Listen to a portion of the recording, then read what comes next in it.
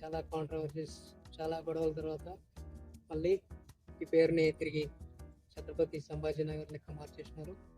So ఈ విశ్వేశ్వర్ జ్యోతిర్లింగం యొక్క స్టోరీ ఏంటంటే, సెకండ్ జ్యోతిర్లింగం వచ్చేసి నాసిక్లో ఉన్న త్రయంబకేశ్వర్ జ్యోతిర్లింగ్, ఛత్రపతి సంభాజీ నగర్ నుంచి నాసిక్ అయితే వచ్చేసినాం. త్రయంబకేశ్వర్ జ్యోతిర్లింగంలో అయితే ఉన్నాం అనమాట. దర్శనం సక్సెస్ఫుల్లీ కంప్లీట్ అయింది. ఈ త్రయంబకేశ్వర్ టెంపుల్ చాలా సీక్రెట్స్ అండ్ చాలా మిస్టరీస్ తోటి కూడుకొని ఉంది. Let's explore Trimbakeshwar. Third Jyotirlinga trip వచ్చేసి భీమశంకర్. ఇప్పుడు టైం 5:30 అవుతుంది. ఇక్కడ నుంచి భీమశంకర్ రోడ్ అయితే చాలా బ్యూటిఫుల్గా ఉంది అండ్ మొత్తం ఘాట్ రోడ్లో. భీమశంకర్ జ్యోతిర్లింగం దర్శనం అయిపోయింది, కానీ అదొకటే కాదు, బ్యాలెన్స్ ఇంకొక ప్లేస్ ఉంది.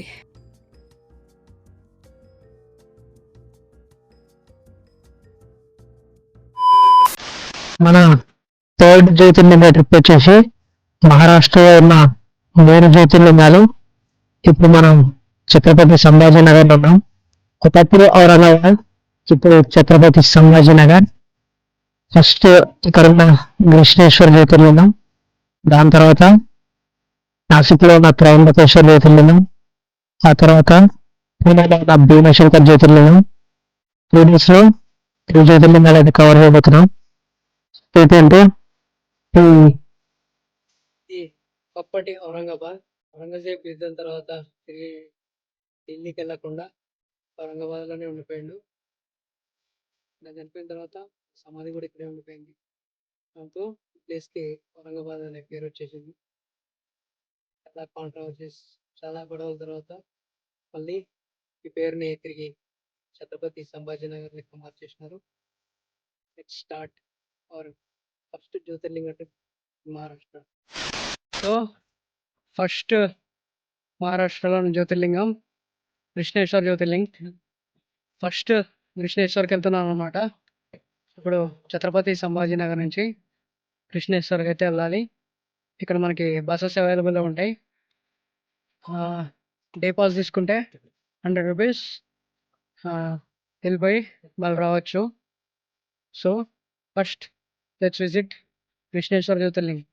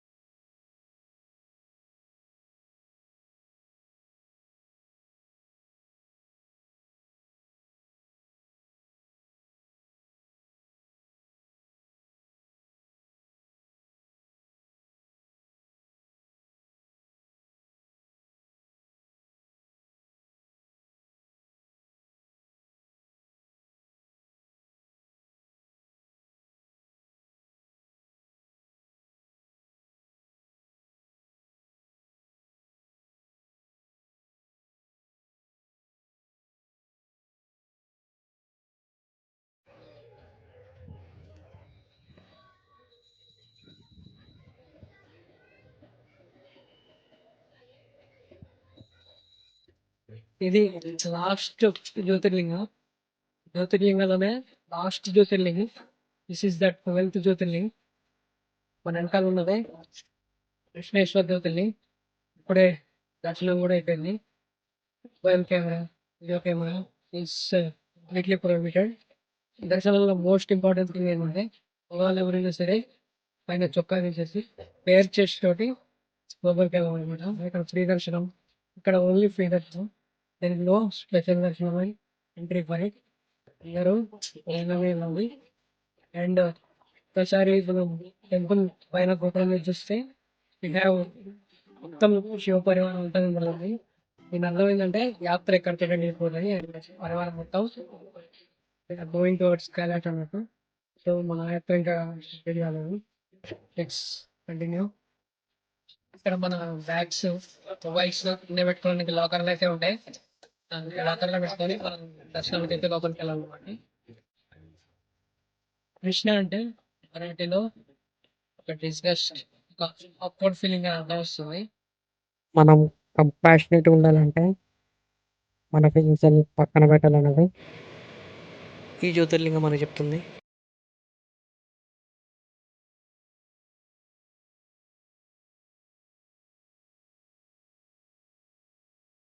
సో ఈ విశ్వేశ్వర జ్యోతిర్లింగం యొక్క స్టోరీ ఏంటంటే, చాలా కాలం క్రితం ఇక్కడ సుదేహ సుధర్ముడు అనే ఇద్దరు దంపతులు ఉండేవాళ్ళు అనమాట. వాళ్ళకి చాలా కాలం నుండి సంతానం అయితే ఉండదన్నమాట. చాలా సంతానం కోసం చాలా ట్రై చేస్తారు, కానీ సంతానం అయితే ఉండదన్నమాట. సో సుదేహ తన చెల్లెలైన గ్రీష్మను సుదేహుడికి ఇచ్చి పెళ్లి చేస్తుంది అనమాట. ఇద్దరికి ఒక బిడ్డ అయితే జన్మిస్తుంది అనమాట. ఆయన కూడా కొంచెం పెద్ద అవుతుండగా చాలా గొప్ప విద్యావంతులు లెక్క క్వాలిటీస్ అవన్నీ ఉండి పెరుగుతూ ఉండేది అనమాట. దీంతో సుదేహకు ఈర్ష్య పుట్టి ఆ బాబును ఒకరోజు చంపి నదిలో పడేస్తుంది అనమాట.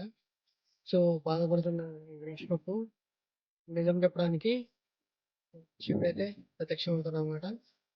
ప్రత్యక్షమై తను చేసిన పనికి సుదేహను చంపుతామని సిద్ధమైపోతాడు. ఇప్పుడు గ్రీష్మ శివుని బతిలాడి తన కావాలని తనకు శివుడి దర్శనం దొరికిందని సుదేహాన్ని ఏం చేయొద్దని శివుని వేడుకుంటుంది అనమాట. సో శివుడు కూడా సుదేహాన్ని ఏం చేయకుండా మళ్ళీ తిరిగి తన బాబుని గ్రీష్మని అప్పగిచ్చేస్తాడు అనమాట. గ్రీష్మ శివుణ్ణి కోరుకుంటుంది అనమాట, ఎల్లప్పుడూ ఇక్కడ శివలింగం ఎక్కువ ఉండమని. సో అప్పుడు గ్రీష్మ కోరిక మేరకు దృష్టేశ్వరుల లెక్క ఇక్కడ శివుడైతే జ్యోతిర్లింగం లెక్క ఆవిర్భవించిండు అనమాట.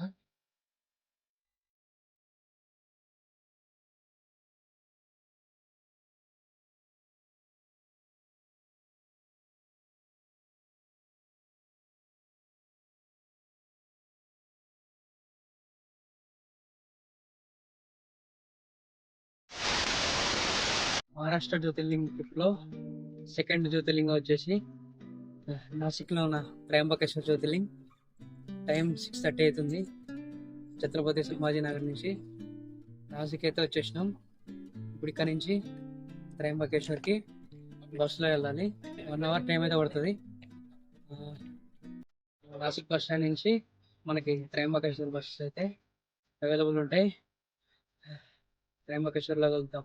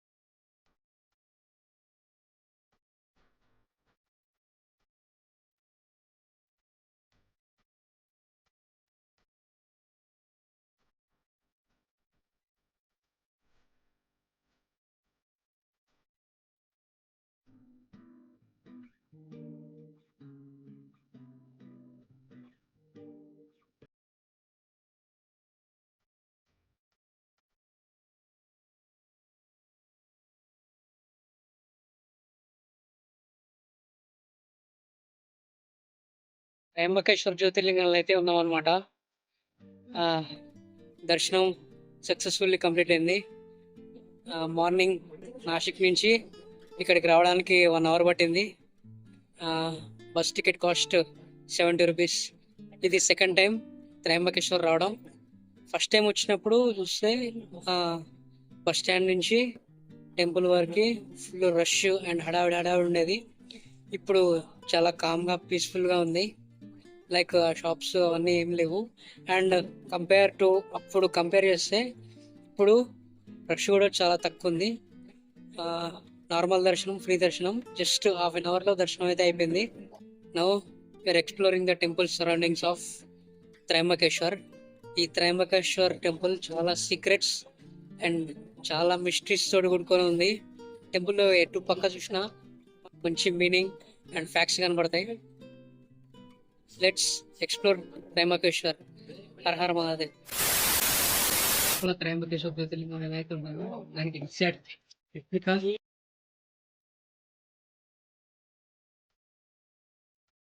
జ్యోతిర్లింగస్ లో ఏ జ్యోతిర్లింగం తీసుకున్నా కూడా శివ అండ్ శక్తి రెండు ఉంటాయి. కానీ ఒక్క త్రయంబకేశ్వర జ్యోతిర్లింగంలో మాత్రం శివ ఉండడు. శివ ప్లేస్ లో బ్రహ్మ, విష్ణు, మహేశ్వర ముగ్గురు అయితే ఉంటారు.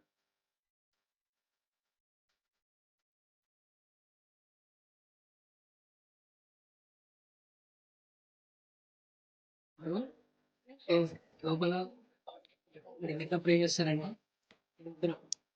This is Shiva, this is Vishnu, this is Godavari versus Trimbakeshwar జ్యోతిర్లింగం వెనకాల ఉన్న బ్రహ్మగిరి రిసార్ట్ స్టార్ట్ అయ్యి రామకుండలో కంటిన్యూ అయ్యి విశాఖకుండలో కంటిన్యూ అయ్యి త్రయంబకేశ్వర జ్యోతిర్లింగం దగ్గర శివలింగం మీద కాన్స్టెంట్ గా కంటిన్యూస్ గా అభిషేకం అయితే చేస్తూనే ఉంటది. ఈ జ్యోతిర్లింగం మనకి ఏదైతే చెప్తుందంటే లైక్ త్రిమూర్తులు ఏ ప్లేస్ లో అండ్ ఆదిశక్తి అనేది ఈ లోకాన్ని హోల్డ్ చేసుకుంటూ అందరూ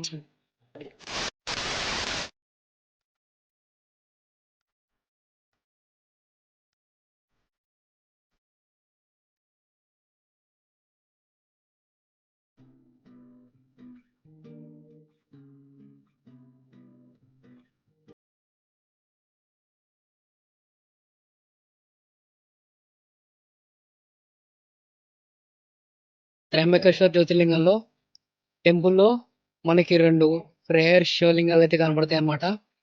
లైక్ ఇది ఇంకొక టైప్ ఆఫ్ శివలింగం.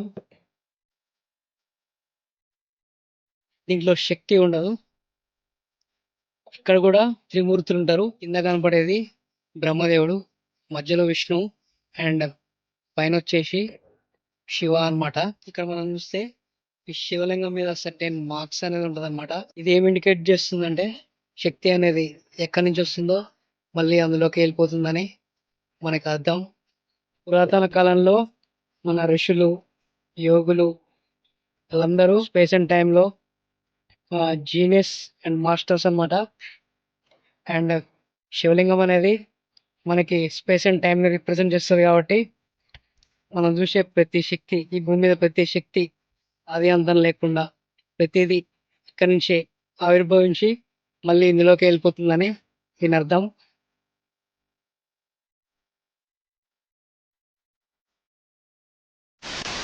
త్రయంబకేశ్వర్ టెంపుల్లో ఉన్నప్పుడు టెంపుల్ చుట్టూ ఉన్న గోడలకి మనం చూసినట్టయితే ఒక ఇన్డెప్త్ మీనింగ్ కూడా ఉంది. ఇవి అబ్జర్వ్ చేస్తుంటే ఒక్కొక్క స్టోన్ మీద కొన్ని కొన్ని డిఫరెంట్ మార్క్స్ అనేవి ఉన్నాయి.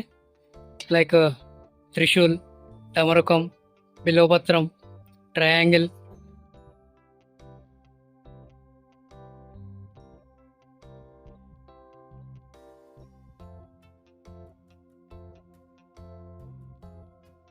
ఇవన్నీ ఎందుకంటే ఈ టెంపుల్లో ప్రతి చోట అంత లాజికల్ గా ప్లేస్ చేసింది.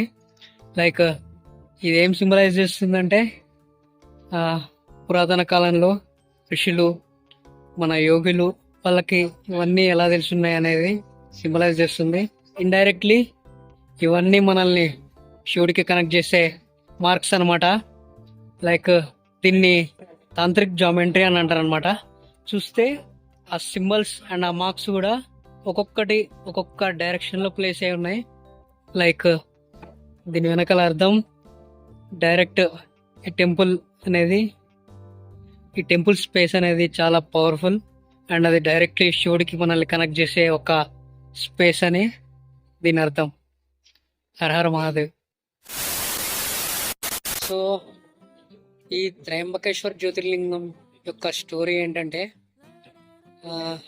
మనందరికీ గౌతమ్ ముని, ఆయన భార్య అహల్య గురించి తెలిసే ఉంటది. సో గౌతమ ఋషి అహల్య కాలంలో ఈ ప్రాంతంలో చాలా పెద్ద కరువు అయితే వస్తుంది అనమాట. తాగడానికి నీళ్లుండవు, జంతువులు చనిపోతూ ఉంటాయి, మనుషులు వేరే దగ్గరికి వెళ్ళి వలసపోతూ ఉంటారు అనమాట.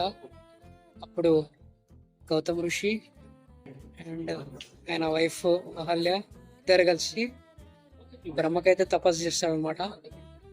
తపస్సు చేస్తే బ్రహ్మ ప్రత్యక్షమై ప్రాంతంలో నీరుండేలాగా ఇమ్మని వరం అడిగితే గంగా బాధ్యత పూర్తిగా శివుడిది కాబట్టి నువ్వు శివుడికి తపస్సు చేయమని చెప్తాడు అనమాట.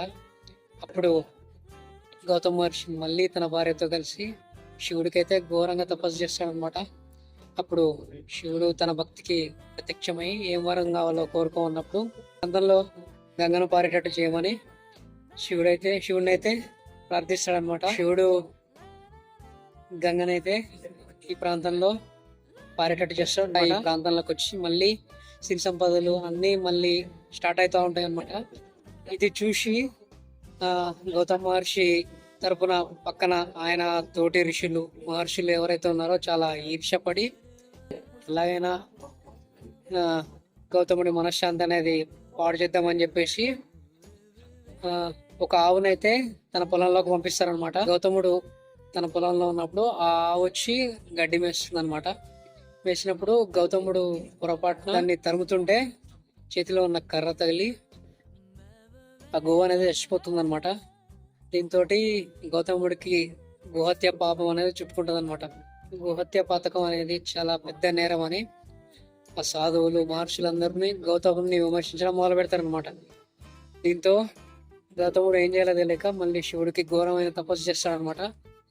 సో తన గోహత్య పాతకం పోగొట్టుకోవడానికి శివుడైతే మళ్ళీ ప్రత్యక్షమై తన గోహత్య పాతకాన్ని పోగొట్టుకోవడానికి గంగను పారేటట్టు చేస్తాడనమాట. అప్పుడు గంగ మారం చేస్తుంది అనమాట, నేను రాను అని.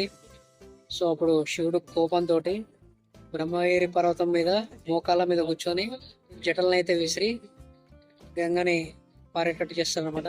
సో గంగ అప్పటికి గౌతమ మహర్షికి చిక్కకుండా మాయమైపోతుంది అనమాట. ఫస్ట్ నాసిక్లో ఉన్న రామకుండ దగ్గర మాయమైపోయి తర్వాత మళ్ళీ కుషావత్కుండలో మళ్ళీ ప్రత్యక్షమవుతుంది అనమాట. అప్పుడు గౌతముడు గంగని ఎక్కడికి వెళ్ళనీయకుండా గడ్డి పరకలతోటి దిగ్బంధనం చేస్తారనమాట. సో అదే ఇప్పుడు కుషావత్కుండ అయింది. అక్కడి నుంచి ఈ నాసిక్లో ఉన్న త్రయంబకేశ్వర్ జ్యోతిర్లింగంలో ఉన్న శివలింగానికి కంటిన్యూస్లీ అభిషేకం జరుగుతూ ఉంటుంది అనమాట. సో ఇది త్రయంబకేశ్వర్ జ్యోతిర్లింగం యొక్క స్టోరీ అండ్ గోదావరి జన్మస్థానం వెనుక ఉన్న రహస్యం.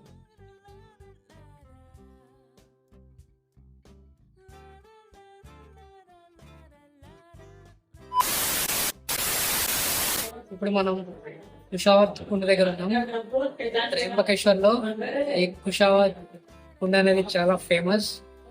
గోదావరి నది నాసిక్లో రామకుండ దగ్గర మాయమైపోయి ఇక్కడ కుషావత్ కుండలో మళ్ళీ మనకు కనపడుతుంది. ఇక్కడ మనం చూస్తే విష్ణుమూర్తి శేషనాగు పైన పడుకున్న పోజ్లో ఒక ఐడియాలో కనపడుతుంది. దాని కింద గోదావరి అనేది కంటిన్యూస్ గా ఫ్లో అవుతూనే ఉంటుంది. ఒకసారి మనం ఆ వాటర్ ని తీసేసిన మళ్ళీ అది కంటిన్యూస్ గా ఫ్లో అయితేనే ఉంటుంది. దీన్ని బట్టి మనకు అర్థమయ్యేది ఏది ఎక్కడి నుంచైనా జరగచ్చు అనేది. ఇవన్నీ నిజంగా ఉన్నాయో తెలియదులే కానీ ఇది మాత్రం త్రయంబకేశ్వర్ వస్తే కుషావత్ కుండ ఇక్కడే ఉంటుంది, గోదావరి ఇక్కడే ఉంటుంది. Don't forget to SIT.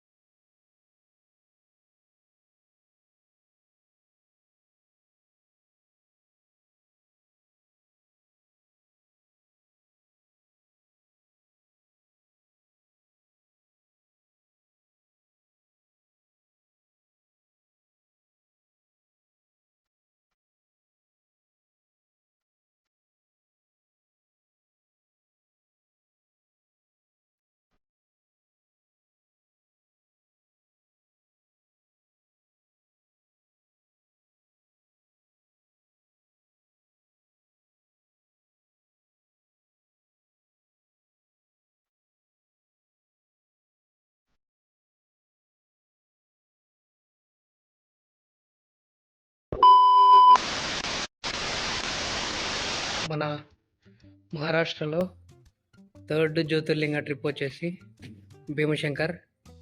ఇప్పుడు టైం 5:30 అవుతుంది. నాసిక్ నుంచి మంచర్ అనే ప్లేస్కి వచ్చేసినాం. భీమశంకర్ బస్సెస్ ఇక్కడ నుంచి అవైలబుల్ ఉంటాయి. నాసిక్ నుంచి 2.5 hours అయితే పడుతుంది. బస్ కాస్ట్ 260 రూపీస్, 2.5 hours పడుతుంది. సో నాసిక్ నుంచి మంచర్ అయితే వచ్చేసినాం. ఇక్కడ నుంచి భీమశంకర్ 60 kilometers. మళ్ళీ ఇక్కడ నుంచి Bhimashankar by bus. Let's go to Bhimashankar.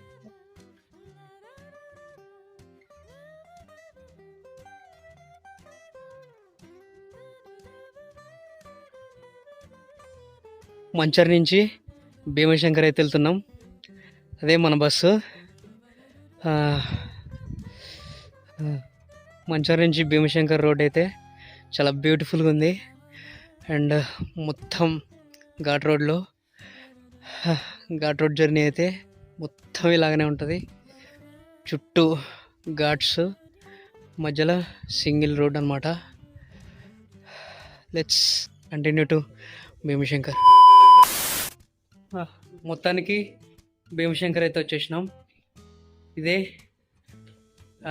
దర్శనం walk entry point. Let's start for Darshan.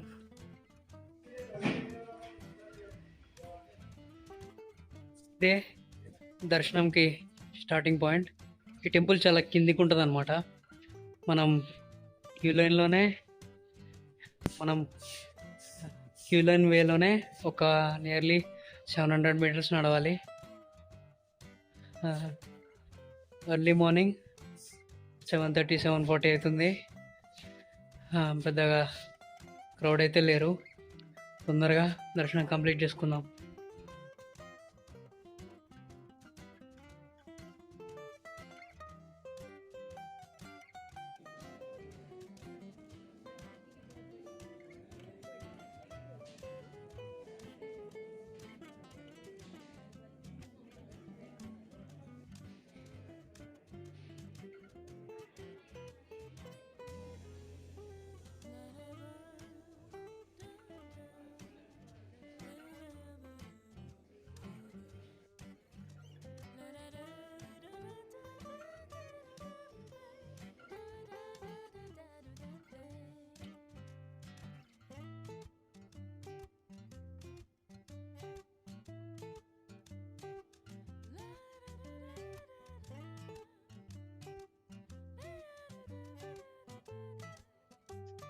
మహారాష్ట్రలోని లాస్ట్ జ్యోతిర్లింగం భీమశంకర్ జ్యోతిర్లింగం.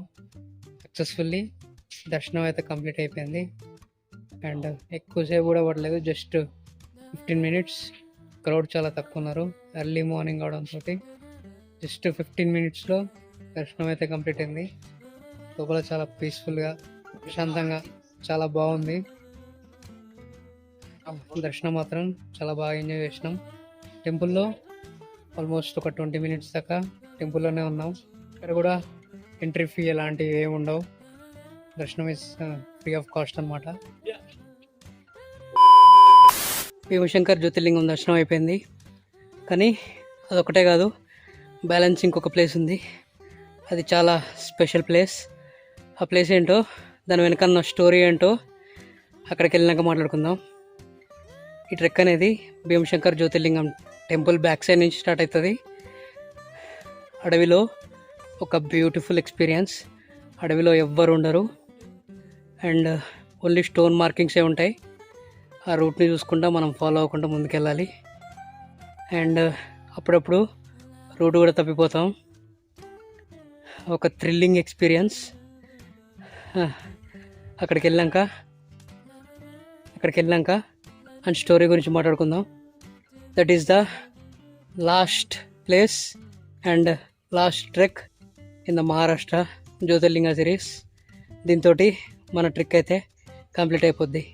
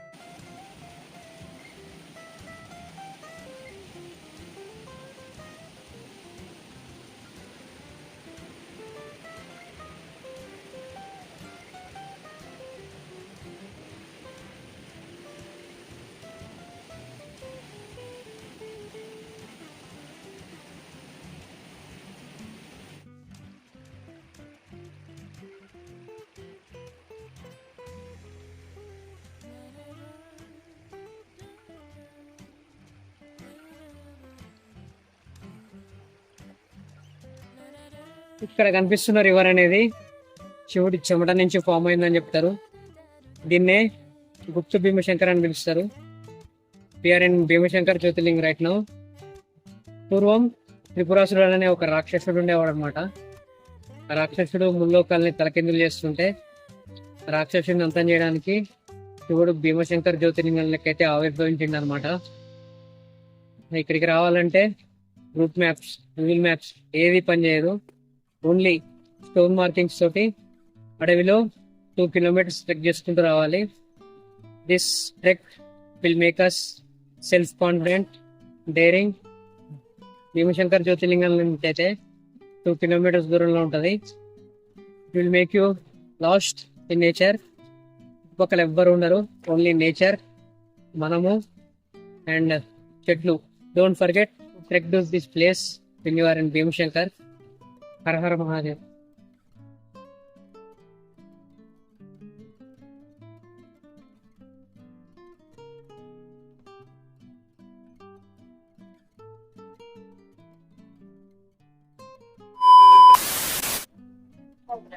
మహారాష్ట్ర జ్యోతిర్లింగ ట్రిప్ అయితే కంప్లీట్ అయింది అనమాట. Now we are in Pune. ఇక్కడ నుంచి రిటర్న్ ట్రైన్ హైదరాబాద్ అనమాట. ఈ జ్యోతిర్లింగ ట్రిప్ లో ఫస్ట్ మనం దృష్ణేశ్వర్ జ్యోతిర్లింగ్, తర్వాత త్రయంబకేశ్వర్ జ్యోతిర్లింగ్, దాని తర్వాత భీమశంకర్ జ్యోతిర్లింగ్ అండ్ వీటితో పాటు ఓల్డ్ యునెస్కో హెరిటేజ్ సైట్ అయిన ఎల్లోరా కేవ్స్ కూడా ఎక్స్ప్లోర్ చేసాం అనమాట. అండ్ దాంతో పాటు గోదావరి బర్త్ ప్లేస్ అయిన బ్రహ్మగిరి హిల్స్ స్టార్టింగ్ పాయింట్ కూడా ట్రెక్ చేసాం అనమాట. మన నెక్స్ట్ జ్యోతిర్లింగ ట్రిప్ స్టార్ట్ అయ్యాను. అన్నీ ఒక సిరీస్ లాగా వస్తూనే ఉంటాయి. Stay tuned to tea.